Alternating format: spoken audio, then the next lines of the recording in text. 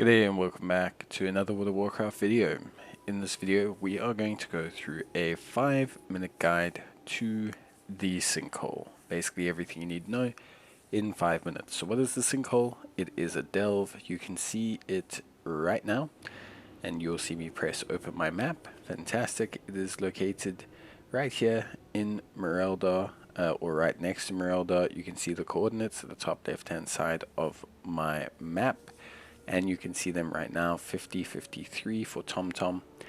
In terms of my character's gear, I am 605. I started doing tier 8 at 589, and I am a demon hunter. I did not have my 2-set bonus, but I do have it now.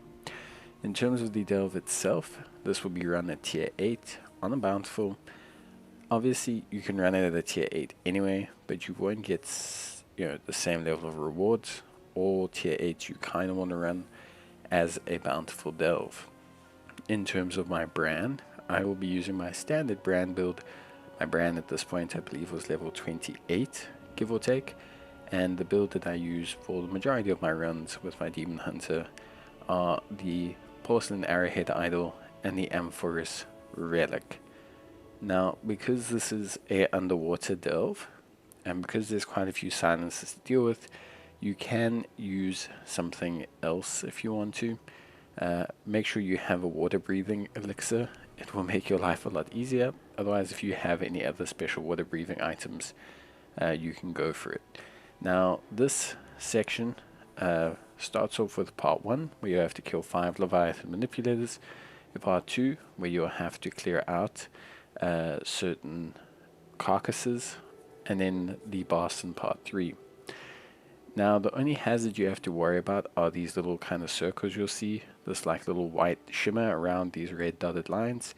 Don't walk through them or on them, because it will spawn basically some attacks that will come out of nowhere and just make your life a lot harder. Now, in terms of obviously the mobs, there's a couple mobs we need to look out for here. So you will fight them in different kind of packs that you'll find, but for the majority, each pack generally contains a mixture. One of the main mechanics you want to avoid, okay, is the necrotic bolt and defiling breath of the Leviathan manipulators. The Cobus necromancers are exactly the same as the manipulators. These are the big ones you want to avoid. The defiling breath can do huge damage, and necrotic bolt can do big damage as well. Cobus tricksters have an uninterruptible elusive step where they'll create an illusion called a pale illusion, and this illusion can hit pretty hard. What you want to do is save your CC for when the illusion spawns, and directly stun it, as you can't interrupt the cast, or it's very difficult to.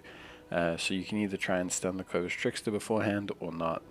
The Cobus Spearfisher is basically the worst mob in the area because they can pull you, but they are very, very rare. So if you do see a Spearfisher, try and avoid them.